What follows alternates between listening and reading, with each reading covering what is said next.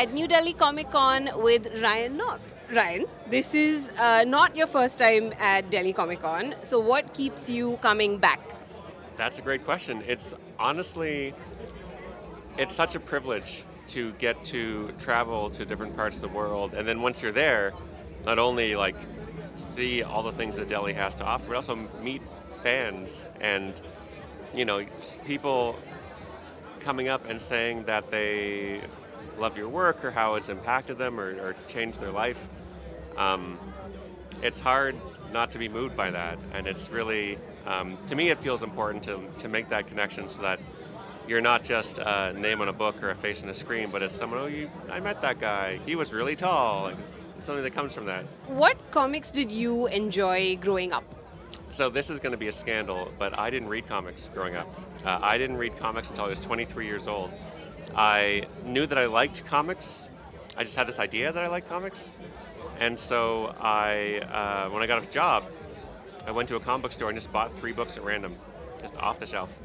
And 2 of those 3 books were great, and 1 was no good. But like 2 out of 3 is pretty good for just picking books off a shelf.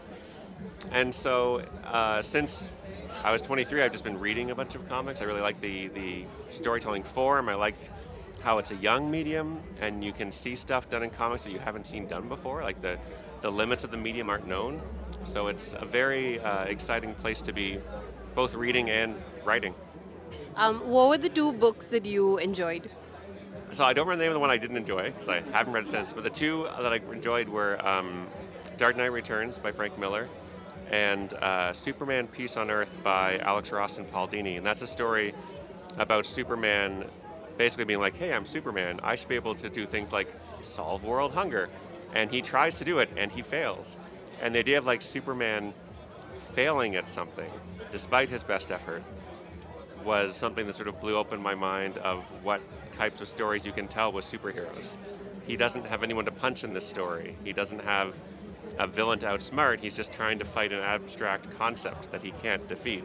And like that's an interesting idea. The thing I love about superhero comics is you can have concepts go up against each other and have a winner there. It's a fascinating way to tell a story.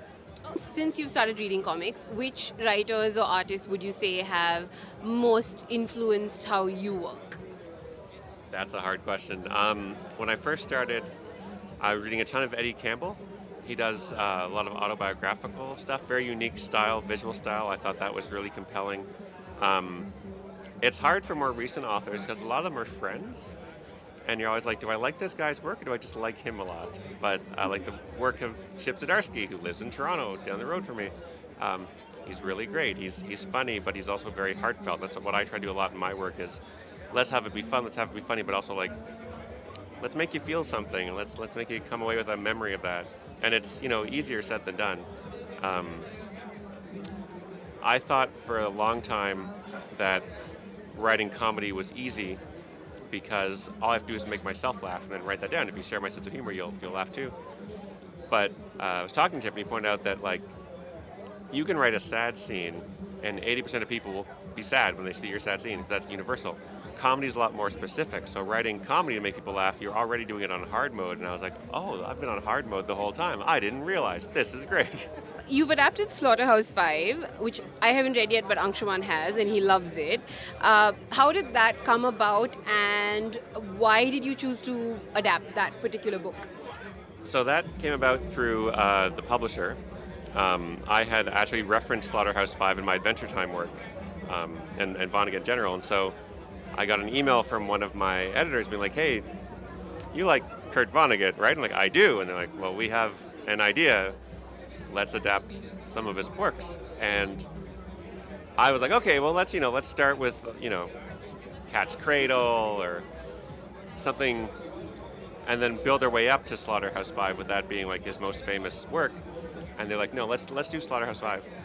So I was, like I was saying, completely terrified because you don't want to be the guy who screws up Slaughterhouse-5. But Albert Montes did such an incredible job illustrating the book, and the final result, when I read it for the first time, published wholly in my hands, I finished the book and I had the thought, wow, I wish I could write something like that, because I adapted it, but like Vonnegut wrote the book and Albert drew the book. I had a little finger on the wheel of where the story's going, but it's, to me, it's the one work I've done where I can talk about it like it's not mine. Like normally you say, oh, Ryan, talk about Romeo and or Juliet, and I'll be modest because it's my book. And I'm like, yeah, it's fine. But Slaughterhouse, I'm like, that's a cool book. That's a really cool comic. I think it's really neat. I can talk about it like it's not my own book. And what surprised me about it is it does feel in many ways like it was meant to be a comic. Like there's elements that feel very graphic in the way the story's told. And even just structurally, like Slaughterhouse-Five jumps around in time a lot. Vonnegut has to tell you what time you're in. With me, they're wearing World War II outfits. They're in World War II. They're in the 60s. It's so much faster to set the time and place in comics than it is in prose that it is almost a more efficient way to tell a story.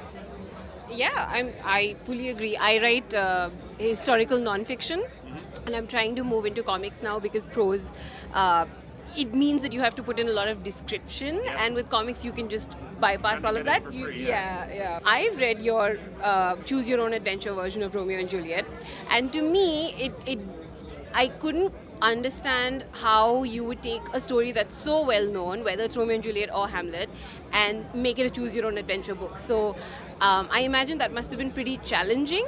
So can you talk a little bit about how you approach that, and how did the idea come to you? Yeah, so I'll start with how the idea came to me. I was driving home, long drive, 3 hours, and there was a actor on the radio talking about how he was an older gentleman, and he was saying that when he was younger, you would audition with monologues you had memorized, and now everyone wants, like, read our lines, but you used to have monologues memorized. And I was like, do I have any poems memorized? Not that I'm an actor, but what poems do I have in my head? And I came upon the To Be or Not to Be speech, and I was just turning that over my head and realizing it's structured like a choice, to be or not to be. There's two choices there. Kind of like the Choose Your Own Adventure books I read as a kid. And I was like, wait a minute, but I'm driving. And so I spent an hour and a half just getting very excited for this idea. And then when I got home, first thing I did was look up, has this been done? Like, has anyone done this? And they hadn't. And I was like, right, well, there might be something here. I think what appeals to me about the idea is that Shakespeare is canonized as not just a good author, not just a great author, but like the greatest possible author in the English language for all time. He's so up there. And a non-linear, choosable path adventure is like the bottom of the literary prestige heap. It's in the second person. Like, no one does serious work here. And so when you marry the two, it feels like you're getting away with something. It feels like you're breaking the rules when you have Juliet go away from Romeo and go do something else. So that was very fun. And it also gave me a spine for the story so that I knew the areas I could explore. Because like the phrase choose your own adventure is a lie, in that you aren't choosing your adventure. You're choosing from a set of adventures that I have already chosen for you as the author. And so I get to build a meta-narrative of the kind of things you can do. And since not a lot of books are written in this format for adults, there's stuff that isn't commonly done. Like in Hamlet, there's a climactic pirate battle scene that's in the original play. It happens off stage. Hamlet's like, yeah, I had a pirate battle, I'm back, let's move on. But in my book, you can play through that. And in that place where you're fighting pirates, there's three choices of what body part to stab or whatever. But all those choices work. There's no wrong answer. And so the experience as you read through it the first time or the second time is that you feel powerful because every choice is working out perfectly.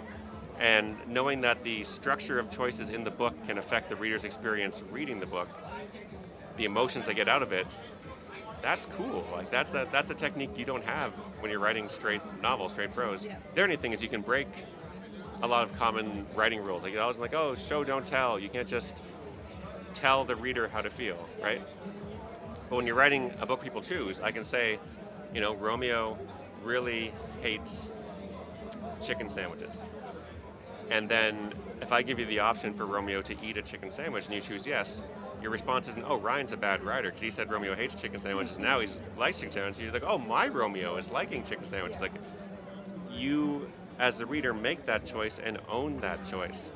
And so I don't have to worry about that much as a writer. There's no wrong answers. That's really fun, and I think it's a like I enjoyed it as a fun way of exploring a play that you know has a tragic ending, but you can kind of work around it. So I like Yeah. that a lot. So not to hold you up too long, I wanted to ask you, since comics, as you mentioned, is a young medium and it's particularly young in India. It's only now that we're sort of seeing more independent comics creators and artists exploring the medium, trying to tell Indian stories rather than just working with Marvel or DC or American, Canadian, etc. publishers. So, do you have any advice for people who are trying to dip their toe in comics? As readers or writers? As writers. Yeah, wow, that's a good question. My advice to any new comic writer, especially if you're coming from prose, is that in comics, your fundamental unit of story is the page. And so, for example, in prose, you don't know where your words on the page will land. They could be anywhere. Different editions might have this word here, and could be at the bottom page, next thing. In comics, you know where it's going to be. And so you know when the reader is turning the page. In that bottom right panel, that's when they turn. And so you can use that to your advantage. If you have someone knock at a door and they open it, and you see who it is once you turn the page, that makes you want to do it. If you have like a question that gets answered on the next page, that'll make people turn the page. And so if you use like tiny little cliffhangers at the end of each page, it really makes the comic hold together well and gives it a real sense of forward momentum.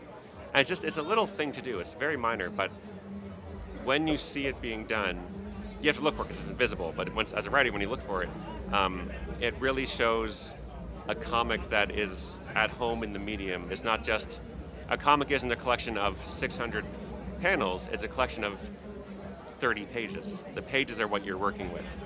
Thank you so much for this conversation. It was really fun. Thank you. And I hope you have a good time at Delhi Comic Con.